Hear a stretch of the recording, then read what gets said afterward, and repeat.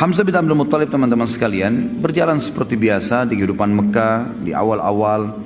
Dia adalah orang yang sangat kuat secara fisik, tinggi besar, dan sangat ahli dalam memanah. Oleh karena itu dia sangat gemar sekali berburu, gemar sekali. Di masa mudanya semua dihabiskan dengan itu. Dia naik turun gunung, ke padang pasir, lembah-lembah, dan kekuatan fisik yang luar biasa dimiliki. Dia dengan Umar bin Khattab terkenal. Jadi kalau berburu, berburu singa, ya. Dan bukan berburu rusa atau kelinci seperti antum, ya. Ini berburu singa. Dan singa ini kalau setelah diburu, ya, dan mati, memang semasa jahiliyah mereka belum tahu masalah hukum halal haram memakan ini. Maka Hamzah radhiyallahu anhu memikul singa itu di pundak sebelah kirinya dengan satu tangan, dan satu tangan yang satu memegang busur panah. Dan untuk membunuh singa dengan anak panah ini nggak gampang. Anak panah tidak semudah itu bisa menembus kulit yang tebal. Tapi kuasa Allah, dia diberikan kelebihan itu radhiyallahu anhu.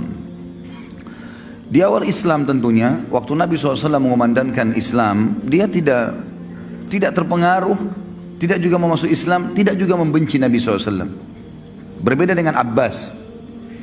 Abbas radhiyallahu anhu, nanti kita akan jelaskan, dia tidak masuk Islam untuk menjaga hubungan dengan kaumnya, tapi dia suka dengan Islam. Hamzah tidak cenderung kepada keduanya, tidak ikut-ikutan membenci Islam, tidak juga mendukung keponakannya. Makanya yang paling condong mendukung itu adalah Abu Talib sebenarnya. Tapi yang jelas teman-teman sekalian, ada satu kejadian dengan hikmah Allah terjadilah masuk Islamnya tokoh kita ini dengan tiba-tiba begitu saja. Kisahnya adalah pernah satu waktu Nabi SAW waktu di Mekah selalu dicaci maki. Dan caci makian ini selalu dianggap biasa oleh baginda Nabi SAW. Biasa sekali dianggap, sudahlah, kamu penyihir, didiamin. Kamu penjahat, didiamin. Kamu penyamun, dibiarin. Bahkan Nabi SAW pernah lagi sujud, dituangkan kotoran unta di atas leher beliau, beliau SAW diam. Bahkan pernah batang leher beliau diinjak, ya, sampai susah bernafas, gitu kan. Namun Nabi SAW sabar, dibiarin saja, karena tidak ada kekuatan di Mekah. Beliau bersabar dan belum ada perintah untuk melawan pada saat itu.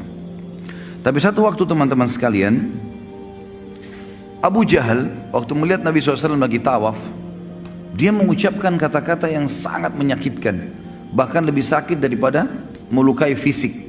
Namun dalam buku sejarah tentu tidak disebutkan cacian itu seperti apa. Cuman hampir semuanya mengatakan cacian itu sangat menyakitkan, bahkan mengalahkan sakitnya fisik.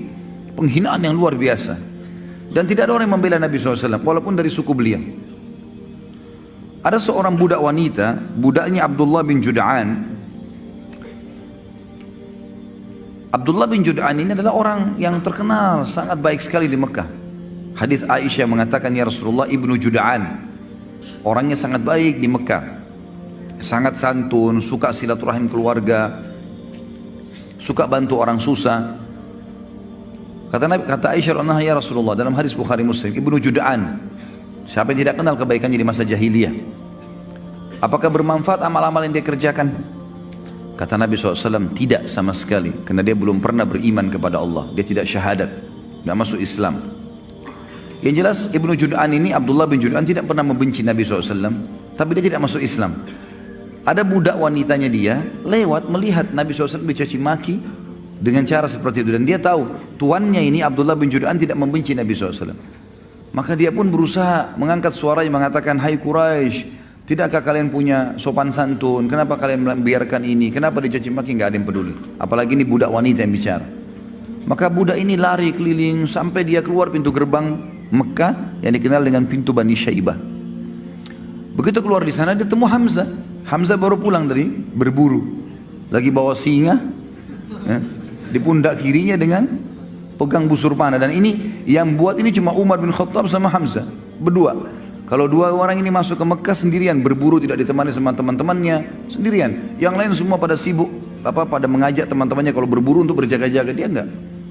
Begitu lewat, budak ini mengatakan, wahai Hamzah, tidakkah kau mengetahui apa yang Abu Hakam lakukan terhadap ponakanmu Muhammad? Kata Hamzah, apa yang dilakukan? Kata dia telah mencaci makinya begini dan begitu. Disebutkanlah kalimat-kalimat cacian itu. Tapi sekali lagi dalam riwayat tidak disebutkan. Dan memang tidak ada maslahat kita mengetahui jenis cacian itu. Yang penting memang ini perbuatan yang buruk. Maka kata Hamzah, tidak ada yang membelahnya. Kata budak tersebut, demi Allah tidak ada. Maka Hamzah nggak pakai tunggu pada saat itu. Sambil membawa singa, sambil memegang busur, langsung datangi Abu Jahal di dekat Ka'bah. Tidak pakai banyak ngomong. Singanya ditaruh di sebelah situ, kepalanya Abu Jahal dihantam dengan busur. Berdarah, luka. Karena Abu Jahal waktu itu dianggap rajanya Mekkah lah istilahnya, orang yang dituakan di situ. Maka orang-orang sekitarnya mau membela. Kata Hamzah, silahkan, maju silahkan, siap untuk mati. Hamzah mau membela. Lalu dia mengatakan kepada Abu Jahal, hai Abu Hakam, berani benar kau caci maki ponakanku, sementara aku dalam agamanya. Kalimat itu, sementara aku dalam agamanya. Padahal Hamzah belum masuk Islam ini. Dia pun tidak tahu kenapa dia ucapkan kalimat itu. Maka Abu Jahal mengatakan, biarkan dia, memang saya yang salah, saya sudah berlebihan telah menghina keponakannya. Hamzah radhiyallahu anhu pulang ke rumahnya. Dia renungi kalimat tersebut. Kenapa tadi saya ucapin nih?